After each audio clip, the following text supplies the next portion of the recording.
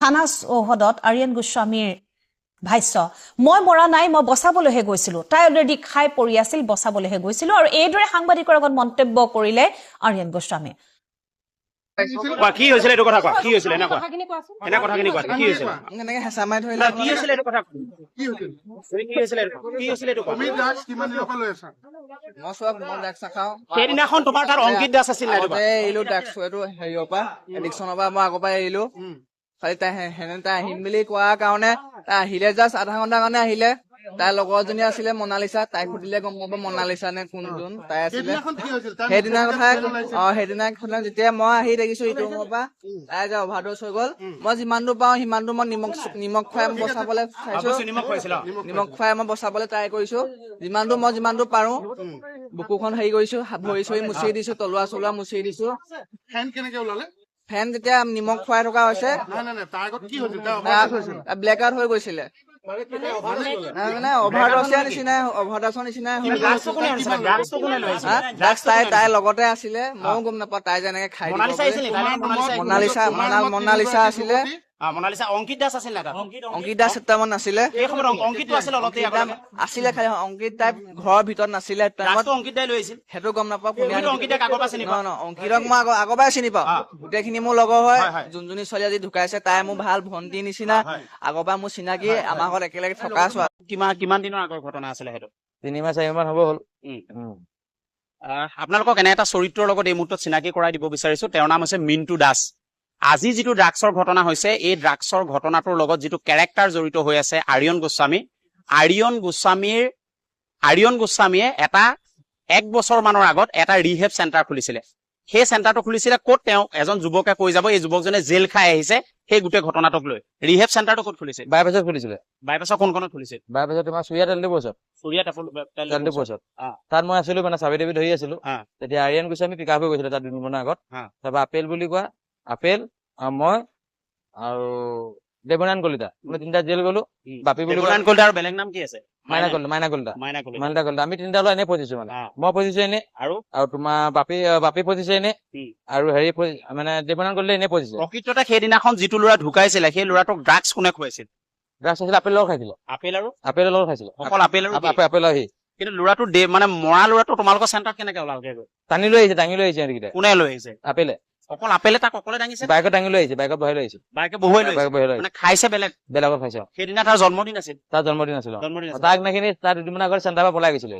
সেই ল'ৰাটোক চেণ্টাৰটোতে ৰাখিছিল সেই চেণ্টাৰটোতে ৰাখিছিল চেণ্টাৰত ডিটক্স কৰিব গৈছিলে 10 দিনৰ কাৰণে গৈছিলে সেই দৌকন বুলি কোৱা লোৱাৰ লগত 5 দিন মানে তাক নাখিনি পলাই আহিছে তলা চলা ভাঙি তোমালোকে তাত মাৰপিট কৰা নেকি নাই কোনো নকৰা নাই একো নাই খুলিছিলে নতুন চেণ্টাৰ কিমান দিন হৈছিলে তুমি থকা তাত মই 6 দিন হৈছিলে 8 দিন হৈছিলে চেণ্টাৰটো খোলা কেইদিন হৈছিলে চেণ্টাৰটো খোলা মানে মই যেতিয়া গৈছো 3 তাৰিখৰ পৰা খুলিছো চেণ্টাৰখন 3 তাৰিখে খোলাইছো কেছটো 8 তাৰিখ মানে হৈছে মানে তাৰপিছত চেণ্টাৰ বন্ধ হৈ গ'ল তুমি তাত কি দায়িত্বত আছিলা মই দায়িত্ব মানে চাৰ্ভিচ দি আছিলো মই আৰিয়ন গোস্বামী কি দায়িত্বত আছিল তাত আৰিয়ন গোস্বামী প্ৰজেক্ট ডাইৰেক্টৰ আছিলে চেণ্টাৰটো আৰু মাক কি আছিলে মাক মানে অনাৰ আছিলে মাকে আৰু বাপীয়েক মিলি পেলাই খুলিছিলে নেকি বাপীয়েক খুলিছিলে বাপী আৰু মাকে বাপীয়েক ঝৰ্ণা গোস্বামী বাপী পইচা দিয়া নাই মানে ঝৰ্ণা গোস্বামীয়ে পইচা দিছিল পইচা দিছে মানে বাপীকে মানে চাৰ্ভিচ দিব লোৱা লাগেতো মানে আমাক এটা ৰখাইছিলে বাপীক চোৱা চিতাৰ কাৰণে ৰাখিছিলে বাপীকে মোকে চোৱা চিতাৰ কাৰণে ৰাখিছিলে আৰু পইচাটো কাৰ আছিলে সেই চেণ্টাৰটো পইচা পাতি আছিলে তোমাৰ ঝৰ্ণা গোস্বামী আছিলে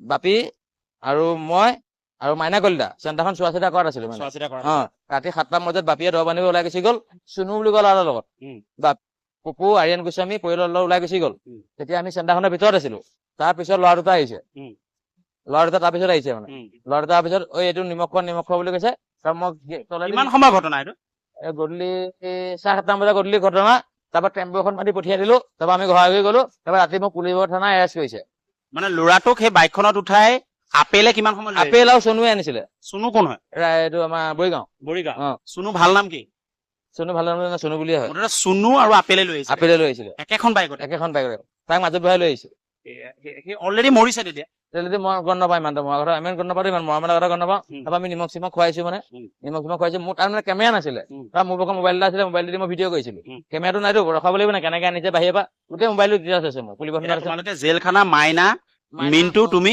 আৰু বাপি বাপি নহয় আপিলে খালো জেল বাপি আজিও পলাতক বাপি পলাতক এতিয়া পলাই আছে পলাই ঝৰ্ণা গোস্বামীক ধৰিলে নাই কেছত জনা গোস্বামী কেছটো ধৰিছিলে হা। আমাৰ কাগজ পত্ৰ ক্লিয়াৰ থাকিলেতো হা। এৰি দিলো এৰি দিলে ন কিন্তু সেই চেণ্টাৰটোৰ মেইন মালিকনী আছিল জনা গোস্বামী ঝৰ্ণা গোস্বামী আছিল আৰিয়ন সেই সময়ত সেই চেণ্টাৰটোলৈ যায় নাই মানে অহা যোৱা কৰিছিলে তাৰ 2 দিনমানৰ আগত উম।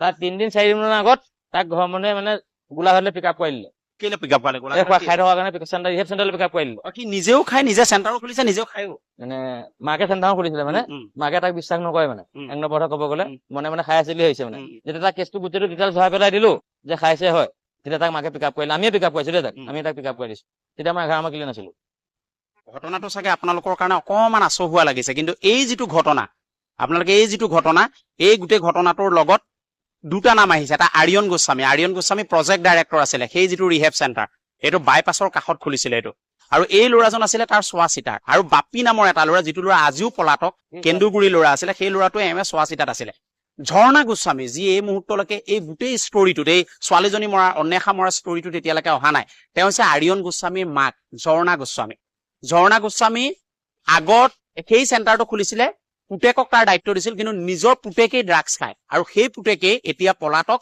আৰু এই অন্বেষা যিটো ঘটনা এই ছাছপেক্টেড ৰহস্যজনক যিটো মৃত্যুৰ ঘটনা এই ঘটনাটোত সেই যিজন আৰিয়ন গোস্বামী নাম আটাইতকৈ বেছি চৰ্চিত হৈছে আৰু তেওঁলোকৰ ফ্লেটতে এই ছোৱালীজনী মৰিছিল মৰাৰ পিছত তেওঁলোক বাচিবৰ বাবে যোৰহাট মেডিকেল কলেজ লৈ আহিছিল মনালিছাক ইতিমধ্যে ধৰিছে কথাবিলাক ওলাব কিন্তু পুৰণি অক্টোবৰ মাহৰ সেই ঘটনাটোলৈ আমি লৈ গলো মিন্টুক লগ পাওঁতে মিন্টুৱে জেল খাইছে কিমান দিন জেল খাইছে মিন্টু 21 দিন জেল খালো এতিয়া কোৰ্টত আহিছে কথা গম নাপাওঁ কাৰ উকিল থৈছে এইটো কথা মই পইচা আৰু দুটা ঘটনা আচলতে সংলগ্ন কৰি আমি এই পোনপটীয়া সম্প্ৰচাৰ আমি অব্যাহত ৰাখিলো 15 অক্টোবৰ 2025ত যি ঘটনা সংঘটিত হৈছিল সেই অনুৰূপ ঘটনা এই অন্বেষাৰ ক্ষেত্ৰতো সংঘটিত হল আৰু তদন্ত প্ৰক্ৰিয়া যিহেতু বৰ্তমান চলি আছে আৰু 4 গৰাকীক আটক কৰিছিল ফুটপুছৰ অন্তত 2 গৰাকী গ্ৰেপ্তাৰ হৈছে অৰ্পিতা কাকতি আৰু আনফালে মনালিছা আৰু আৰিয়া বৰ্তমান পলাতক অৱস্থাত ঝৰ্ণা গোস্বামী আৰু খুচিক বৰ্তমান জেৰা অব্যাহত ৰাখিছে আৰিয়ন গোস্বামীৰ স্বভাৱ ভাল নহয় একেবাৰে বেয়া স্বভাৱ তাৰমানে আমি চিকিউৰিটি ডিউটি কৰি থাকোঁ ইয়াত তেওঁক মাতিলে তেওঁ নাহে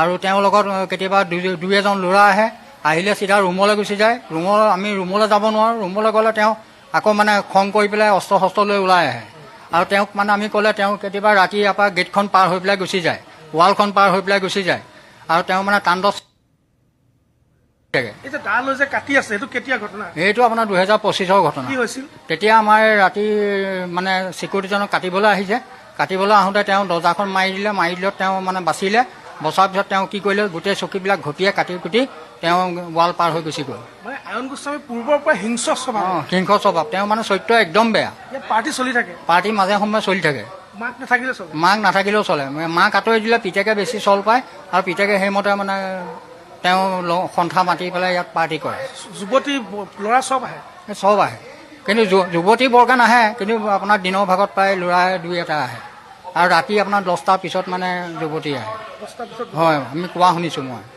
আৰু এইটো ড্ৰাগছ লোৱাটো একদম সঁচা কথা তেণ্ডৱে সৃষ্টি এইটো বোলে সৃষ্টি হৈছে আৰু মই কোৱা শুনিছোঁ মোৰ আজি অহা ইয়াত 2 মাহ হৈছে কিন্তু মই কোৱা শুনিছোঁ 25 চনৰ পৰা এইটো কাৰবাৰ চলি আছে ৰেষ্টা বহি থাকে আৰু তেখেতসকলৰ যিটো মানে অহা যোৱা কৰি থাকে আমাৰ তেখেতৰ পেকআপটোৱে বদলি কৰি থোৱা আছে বদলি কৰি থোৱা আছে কোনে বদলি কৰিলে বদলি মানে আমাৰ চিকিউৰিটিয়ে চেঞ্জ কৰি থৈছোঁ তাৰমানে কেলে সিহঁতৰ পেকআপৰ লগত আমাৰ বাকী যিখিনি আমি ৰেষ্টাৰ কৰোঁ সেইখিনি নাই মানে তেওঁলোকৰ পেকআপটো কিয় তেওঁৰ ৰুমলৈ কোন আহে যুৱতী কিমান টাইমত আহে কি কৰে সেইটো মানে তাত লিখি থোৱা আছে লিখি থোৱা আছে বহি তেতিয়া নোট হৈ আছে হয় তাত নাম আছে কোন আহিছে কোন আহিছে বহিখনত লিখি থোৱা আছে 15 আগষ্ট এয়া 15 আগষ্ট এয়া 15 আগষ্ট নেকি এতিয়া 7টা ছোৱালীজনী মানে গধূলি 7টা বজাত সোমাইছিলে এইজন নামটো কি আছে অংকিতা কাকতি লগত অংকিতা কাকতি আছিল অন্বেষা শইকীয়াৰ লগত অংকিতা কাকতি আছিল 7টা বজাত তেওঁ B2 ব্লকত সোমাইছে ইয়াত স্পষ্টকৈ লিখা আছে কিন্তু তাৰ পিছৰখিনি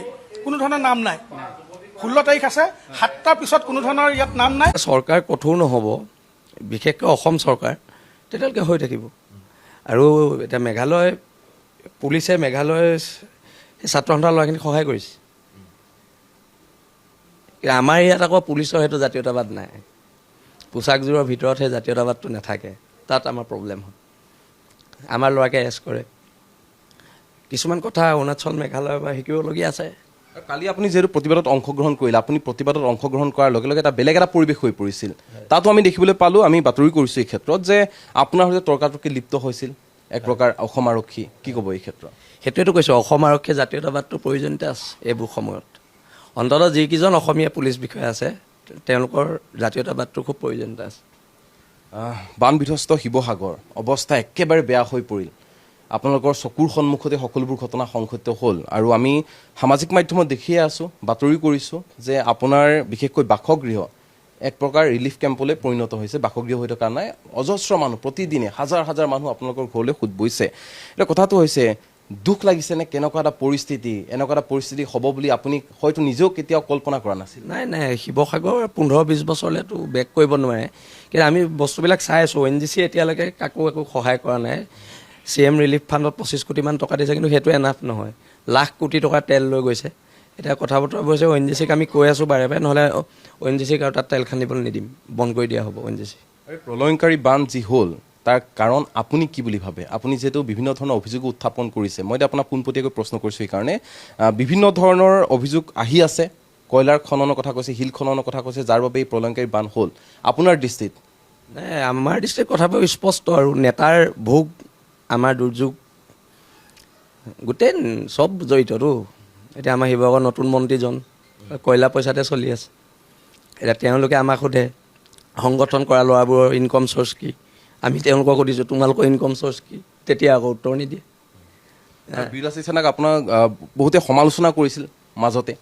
বিলাসী সেনাৰ বহুকেইগৰাকী নেতাকো গ্ৰেপ্তাৰ কৰা হ'ল, কিন্তু এতিয়া দেখিবলৈ পোৱা গ'ল যিটো পৰিস্থিতি প্ৰলয়ংকাৰী বানৰ সময়ছোৱাত বিলাসী থানাৰ প্ৰতিগৰাকী সৈনিক অহৰ্নিশে 24 ঘণ্টাই কাম কৰি আছেগৈ।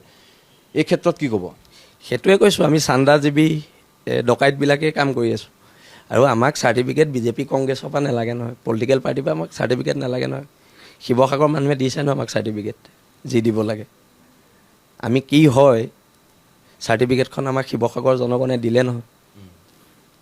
বিজেপি হওক কংগ্ৰেছৰ পৰা আমি চাৰ্টিফিকেট ল'বলৈ বহি আছোঁ নি? আমি ৰাইজৰ মানুহ, ৰাইজৰ কাম কৰিছোঁ, ৰাইজে দিব আমাক চাৰ্টিফিকেট, আমি কি হয়। আৰু এটা কথা এইখিনিতে আপোনাক ক'ব বিচাৰিছোঁ, যিহেতু চান্দা কথা ওলালেই, সামাজিক মাধ্যমত কেইখনমান ফটো খুব ভাইৰেল হৈ আছিল আৰু চৰ্চা চলি আছিল, যিহেতু বদৰুদ্দিন আজমলে আপোনাক লগ কৰিবলৈ আপোনাৰ বাসগৃহ পালেগৈ, আনফৰিও আপোনাক লগ কৰিবলৈ বাসগৃহ পালেগৈ, আপোনাৰ সৈতে কথা পাতিলে, বিভিন্ন ধৰণৰ আলোচনা হ'ল। যি সময়ত মিয়াখেদা আন্দোলনৰ নেতৃত্ব দি আছিল শৃংখল চলিহাহঁতে, কোনোবাখিনিত কম্প্ৰমাইজ কৰা হ'ল নেকি? কোনো কাৰণতে নহ'ব। জাতীয়তাবাদৰ ক্ষেত্ৰত কম্প্ৰমাইজ কেনেকৈ হ'ব? শিৱসাগৰ দুৰ্যোগ আহিছে, দুৰ্যোগৰ সময়ত আহিছে, যোনেই নাহক। আমি মুখ্যমন্ত্ৰীকো লগ কৰিছোঁ, আজমল আহিছে ঘৰলৈ অতিথি হিচাপে, আনফৰ আহিছে, আমি লগ কৰিছোঁ। কিন্তু জাতীয়তাবাদৰ ক্ষেত্ৰত কেনেকৈ আপোচ হ'ব? জাতীয়তাবাদৰ ক্ষেত্ৰত আপোচ কৰা নহ'ব। কিছুমানে ক'ব বিচাৰিছে বহুত টকা দি থৈ গৈছে, পইচা দিয়া নাই। বদৰুদ্দিন আজমলে মোক পইচা দিয়া নাই, খালি আনফৰদাই 4 লাখ টকা এটা মোক দিছিলে। মই ক'লোঁ যে মোক পইচা নালাগে, এই 4 লাখ টকা আপুনি টিং দি দিব। তেতিয়া টিং দিলে, 4,10,000 টকা টিং দিলে। 86 বান্দুল, 86 বান্দুল টিং তেওঁ আমালৈ পঠিয়ালে, সেইখিনি ইতিমধ্যে বিতৰণ কৰা হৈ গৈছে। আৰু মিয়া বিৰোধী আন্দোলনখন চলি থাকিব নে শিৱসাগৰ? চলিব, কিয়? শিৱসাগৰ জাতিৰ বৰঘৰ, শিৱসাগৰত সোমাব নিদিম, ঠেং ভাঙি দিম সোমালে। সেইটো কথা আমি আগতেও কৈ থৈছোঁ। শিৱসাগৰ জাতিৰ বৰঘৰ, আৰু বৰঘৰত ইহঁতক সোমাব দিয়া নহ'ব। আৰু আজমলে কোচিং চেণ্টাৰ খোলা কথা কৈছেচোন শিৱসাগৰত। মই নিদিম ন খুলিবলৈ। এটা ডাঙৰ কথা উল্লেখ কৰিছে এইখিনিতে, আমি দৰ্শকক ক'ব বিচাৰিছোঁ যে যিহেতু বদৰুদ্দিন আজমলে উল্লেখ কৰিছিল যদি কোনোবাই মাতি দিয়ে শিৱসাগৰত তেনেহ'লে কোচিং চেণ্টাৰ খোলা হ'ব। আৰু এই ক্ষেত্ৰত শৃংখল চলিহাৰ ফালৰ পৰা পোনপটীয়াকৈ কোৱা হৈছে আমি নিদিম। নাই, স্পষ্ট কথা, আমি খুলিম দৰকাৰ হ'লে, কি কথা আছে? বিলাসী থানাই উদ্যোগ ল'ব, খুলিব। আৰু মই কথাটো কৈছোঁ, এতিয়া যেতিয়া নিৰ্বাচনৰ সময়ত এই বিধায়কবিলাকে যে সম্পত্তি হিচাপ দাখিল কৰে, প্ৰায়বোৰ কোটিপতিয়ে দেখিছিলোঁ। আজমলে যেতিয়া পইচা লৈ গৈছে উজনিলে, তোমালোক কেলৈ পইচাকেইটা লৈ অহা নাই? আমাৰ নতুন মন্ত্ৰীজনটো বহুত টকা তেখেতৰ, গোটেই কয়লা শিলৰ পইচা তেওঁ পায়। তেওঁ বেতবাৰী অঞ্চলটোলৈকে নগ'লে, নিমাইজান শেষ, নিমাইজানলৈকে নগ'লে। এই সেনেকুৱা কথা বতৰা, তেওঁলোকে পইচাবোৰ উলিয়াই দিব লাগে ভিতৰৰ পৰা। এতিয়া শিল যিকেইটাই খান্দে, শিল খন্দাকেইটাই ব্ৰেড বিলাইছে, এপেকেট ব্ৰেড 2 ভাগ কৰি বিলাইছে। এইটো অৱস্থা আহিব আগত। তাৰ ঘৰত যদি ৰেড মাৰে 100 কোটি টকাৰ ওপৰত ওলাব। আমি এইটোৱে কৈ আছোঁ, আমাৰতো এজন আপুনি শুনিছে নাৱৰ পৰা পৰি মানুহৰ হাত ভাঙা, পানীত পৰি মানুহৰ হাত ভাঙে নি, পকাত পৰিয়ে হাত ভাঙে। আমাৰ নতুন মন্ত্ৰীজনৰ পানীত পৰিয়ে বোলে বাউসীটো ভাঙি থাকিলে। এক্টিঙৰো সীমা আছে, সীমা আছে। এক্টিং কৰিলে মানুহে বুজি পায় নহয়, আজিকালি ছ'চিয়েল মিডিয়া জেনজি যুগ হয় নাই, বুজি পায় নহয়। পানীত পৰিলে বা মানুহৰ হাত ভাঙিব পাৰে নি আপুনি মোক কওকচোন। পকাত পৰিছে বোলে হাতখন ভাঙিছে, কথাটো বেলেগ। তেওঁ পানীত পৰি হাতখন ভাঙি থাকিলে, আচৰিত কথা। আৰু কথা এইখিনি উল্লেখ কৰিব বিচাৰিছোঁ, আপোনালোকে যেতিয়া বদৰুদ্দিন আজমলক লগ কৰিলে, আনফৰক লগ কৰিলে, তাৰ মাজতে এগৰাকী মন্ত্ৰী বিমল বৰা, বিমল বৰাই স্বাধীনতা দিৱসৰ দিনটোত তীব্ৰ কটাক্ষ কৰিছিল। আপুনি নিশ্চয় সেই ভাষণটো বা বাইটটো শুনিছে বিমল বৰাৰ, কিদৰে জাতীয় সংগঠনক টাৰ্গেট কৰিলে, একাংশ আপোনালোককে টাৰ্গেট কৰি লোৱা হৈছে। আৰু সেই সন্দৰ্ভত কি ক'ব বিচাৰিব, যিহেতু শ্বহীদৰ কথা কোৱা হৈছে বিমল বৰাৰ ফালৰ পৰা, আজমলৰ লগত হাত মিলাইছে। মই নাগপুৰৰ ভৰি চেলেকা মানুহৰ লগত যুক্তি তৰ্ক নকৰোঁ। নাগপুৰৰ ভৰি চেলেকা মানুহৰ লগত যুক্তি তৰ্ক নকৰোঁ। না ছোনিয়া গান্ধী ভৰিত ধৰিম, না নাগপুৰৰ ভৰিত ধৰিম। ৰাজীৱ সতীয়াৰ ভাষাৰে কওঁ, মৰিলেও মৰিম আমি, জয় অসম কৈ। আৰু অভিভাৱক মন্ত্ৰী হিচাপে যিহেতু শিৱসাগৰ দায়িত্বত আছে বিমল বৰা, কিমান সফল হৈছে আজিৰ তাৰিখত? কাৰণ ইমান এটা প্ৰলয়ংকাৰী বান তাণ্ডৱ লীলা চলালে, সকলোবোৰ শেষ কৰি গ'লগৈ, ৩-৪খনকৈ জিলা তছ নছ হৈ পৰিলে, এতিয়া ৩০-৪০ বছৰ পিছুৱাই গ'ল। এই ক্ষেত্ৰত অভিভাৱক মন্ত্ৰী হিচাপে কিমান দূৰ সফল হ'ল বিমল বৰা? এইকাৰণে প্ৰশ্নটো কৰিছোঁ, কাৰণ আপোনালোকৰ শিৱসাগৰ সমষ্টিৰ বিধায়ক অখিল গগৈ উল্লেখ কৰিছে যে চূড়ান্ত পৰ্যায়ত ব্যৰ্থ হ'ল বিমল বৰা। চাওক, মই খালি এটা কথাই ক'ব বিচাৰোঁ, আমি বিলাসী থানাই যিটো ৰিলিফ কেম্প বনাইছিলোঁ, তাৰ পৰা প্ৰায় 2.5 লাখ মানুহলৈ ৰিলিফ গৈছে। বিমল বৰা চলেতো মই ইমান মানুহ যোৱা দেখা নাই। আৰু সেই ক্ষেত্ৰত এইবিলাক ইতিহাসে ক'ব। যেতিয়া ইতিহাস লিখা হ'ব তেতিয়া বিমল বৰা সফল নে বিলাসী থানা সফল ৰিলিফৰ ক্ষেত্ৰত, সেইটো সময়ে ক'ব। আৰু আপোনালোকে যেতিয়া আকৌ আজমলৰ প্ৰসংগলৈ আহিছোঁ, আজমল আনফৰক লগ কৰিলে, হাত মিলালে, সাৱটি ধৰিলে, আৰু তাৰপিছত দেখিবলৈ পোৱা গ'ল যে সামাজিক মাধ্যমত একাংশ এই ক্ষেত্ৰত প্ৰশ্ন উত্থাপন কৰিছে যে বিক্ৰী হৈ গ'ল নেকি শৃংখল চলিহা? কথা হ'ল নেকি, দেশ আৰু জাতিৰ কাৰণে ইমান দিন জেল খোৱাৰ পিছত বিক্ৰী হোৱাৰ প্ৰশ্নই নুঠে। আৰু তেওঁলোকে শিৱসাগৰক সহায় কৰিবলৈ আহিছে, কিন্তু আমাক আল্টিমেটলি সহায়টো আনফৰৰ দ্বাৰাহে কৰিলে। আজমলে কথাহে ক'লে, তাৰমানে আজমলে কেৱল কথাত সীমাবদ্ধ হৈ থাকিলে। মানে কি, তেওঁ কৈছে 20 লাখ টিং দিম বুলি। 20 লাখ টিঙৰ মই হিচাপ উলিয়াইছোঁ, এইটোতো 200 কোটি টকাৰ ওপৰ বাজেট। 20 লাখ টিঙত যদি আমি 4 লাখ টকাত 86 বান্দুল টিং পাইছোঁ মাত্ৰ, তেনে 20 লাখ টিং দিবলৈ হ'লেতো 200 কোটি টকা লাগিব। কেৱল মাত্ৰ আভুৱা ভাৰিলে নেকি আপোনালোকৰ ওচৰত গৈ? আমাক পানী অলপ দিছিলে আৰু টোপোলা কেইটামান দিছিলে, বাকী এনেই দিয়া নাই। আৰু মানুহৰ মাজত এনেকুৱাকৈ কথা কিছুমান উলিয়াই দিলে কিছুমান পক্ষই, যে আজমলে মোক বহুত পইচা দি থৈ গৈছে। আৰু মানে সামাজিক মাধ্যমতো বহুতে লিখিছে এই আজমলে পইচা দিলে বুলি, কিন্তু এনেকুৱা ধৰণৰ কথা নাই, দিয়া নাই। যিখিনি মানুহে দিছে, অৰুণাচলৰ এজন মানুহে, ইটানগৰৰ এজন মানুহে 2.5 লাখ টকা দিছিলে, অৰুণাচলৰ এখন গাঁৱে 70,000 দিছিলে, গুৱাহাটীৰ এজন ব্যৱসায়ীৰ নাম উল্লেখ কৰিবলৈ মানা কৰিছে, তেওঁ 2.5 লাখ টকা দিছে। ONGCৰ মানে ঠিকাদাৰসকলে 50,000 টকা দিছে, এজন মানুহে 50,000 টকা গুগল পে'ত মাৰি দিছে। সেনেকৈ যিখিনি পইচা দিছে সেইখিনি বিলাই দিছোঁ, 8-9 লাখ মান টকা হ'ব। এইটো হিচাপ দাখিল কৰিম আমি, আমাৰ জিলা কাৰ্যনিৰ্বাহকত মই সেইখিনি দাখিল কৰি দিম হিচাপ। আৰু বদৰুদ্দিন আজমলৰ কথা আকৌ পুনৰবাৰ আনিছোঁ, যে বদৰুদ্দিন আজমল ইমানখিনি কথা ক'লে, প্ৰথমে 2 কোটি, তাৰপিছত 100 কোটি, এনেধৰণে কেৱল মাত্ৰ ঘোষণা কৰি থাকিলে। শিৱসাগৰ প্ৰকৃততে সিমানখিনি সাহাৰ্য পাইছেগৈ বুলি ভাবেনে? নাই পোৱা, নাই পোৱা। এইবিলাক এনেই ফটো আমি ৰাজনীতি কৰিবলৈ গৈছে নেকি শিৱসাগৰ? অভিয়াছলি। আৰু বস্তুটো হৈছে যে মই আগতেও কৈছোঁ, মই বদৰুদ্দিন আজমলৰ আগতে কৈছোঁ যে শিৱসাগৰত আপোনাক ৰাজনীতি কৰিব দিয়া নহ'ব। তেতিয়া তেওঁ কৈছে যে মই ৰাজনীতি কৰিবলৈ অহা নাই, মই মানুহৰ কাৰণে। কিন্তু যিখিনি কমিটমেণ্ট আমি কৈছিলোঁ, আমাক টিং দিয়ক, আমাক নিদিলে।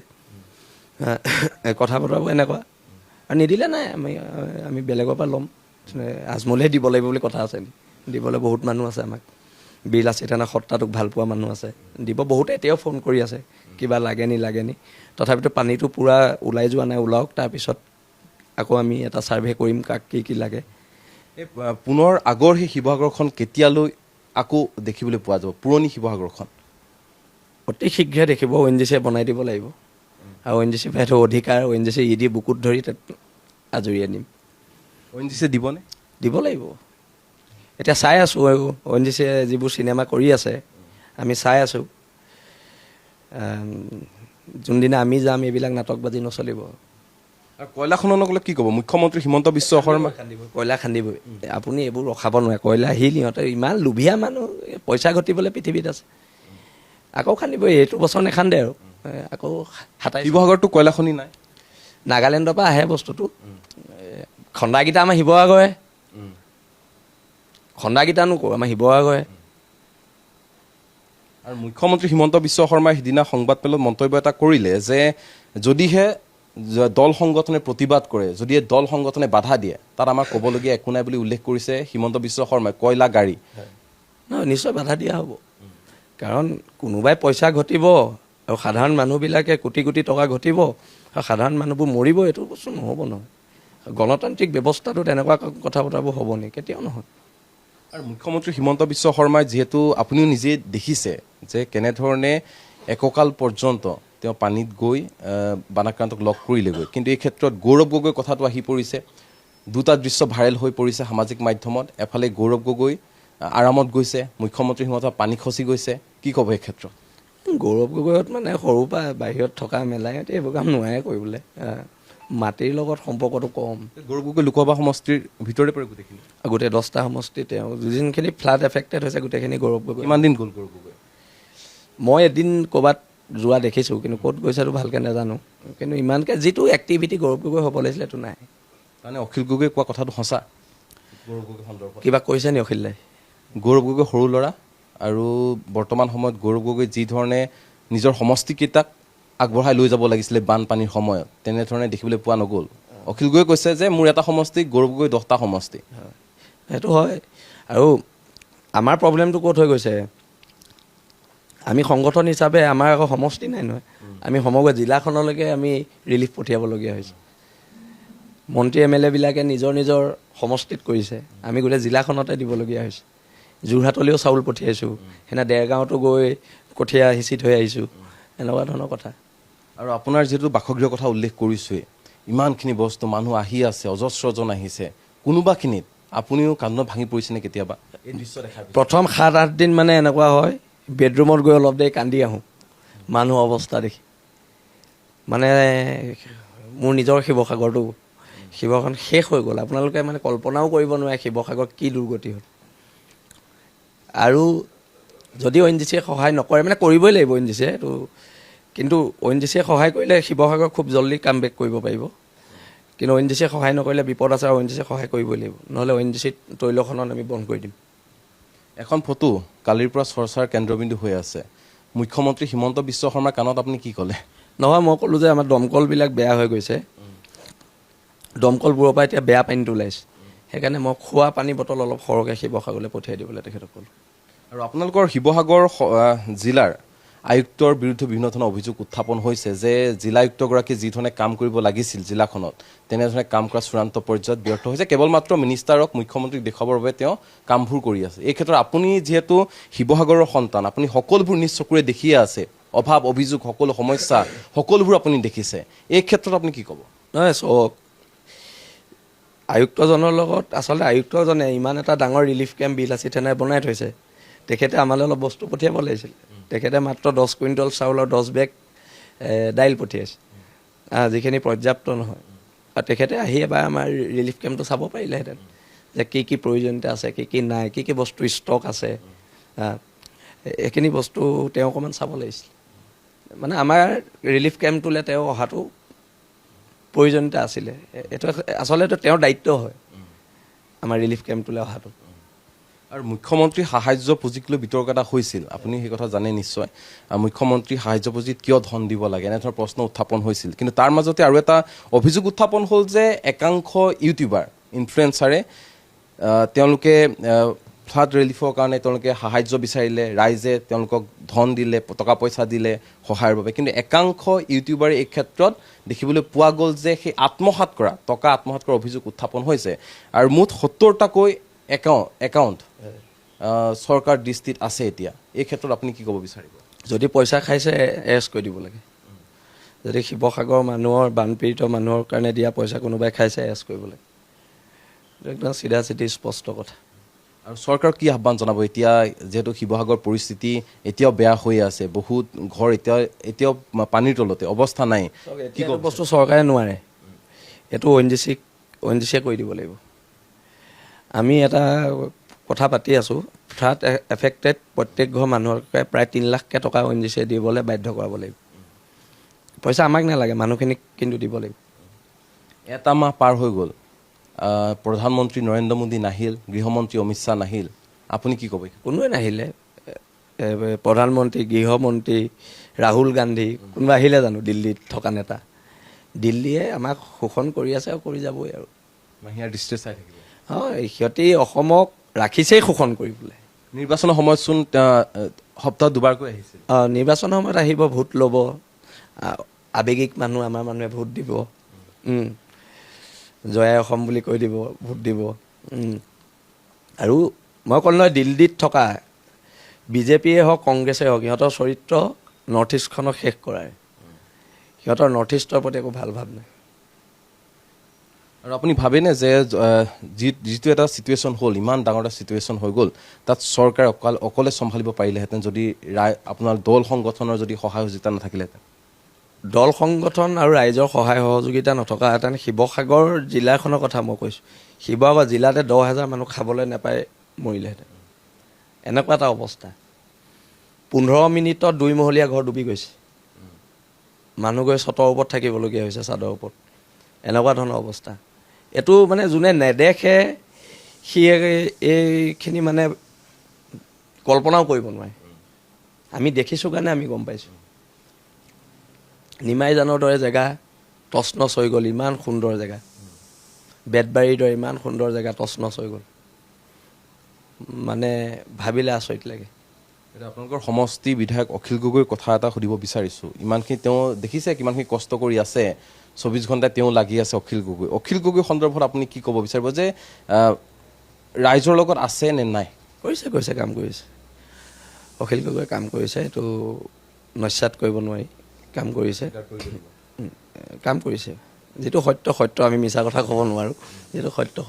নিশ্চয়কৈ প্ৰিয় দৰ্শক, এয়া আছিল আমাৰ সৈতে বীৰ লাচিত সেনাৰ নেতা তথা উজনি অসমৰ এগৰাকী শক্তিশালী নেতা শৃংখল চলিহা। বহুখিনি কথা ক'লে শৃংখল চলিহাই, ধন্যবাদ জ্ঞাপন কৰিছোঁ আপোনাক, আৰু আশা কৰিছোঁ যি ধৰণে জাতিৰ স্বাৰ্থত, ৰাইজৰ স্বাৰ্থত আপুনি কাম কৰি গৈছে, সেয়া যাতে অটুট থাকে। নিশ্চয়কৈ ভগৱানে, ৰাইজে আশীৰ্বাদ কৰক, ভগৱানে আশীৰ্বাদ কৰক, আৰু যাতে সদায় জয় অসম কৈয়ে, মানে মৃত্যুৰ আগমুহূৰ্তলৈকে জয় অসম কৈ থাকিব পাৰোঁ, সেইটো শক্তি ভগৱান দিলে হ'ব।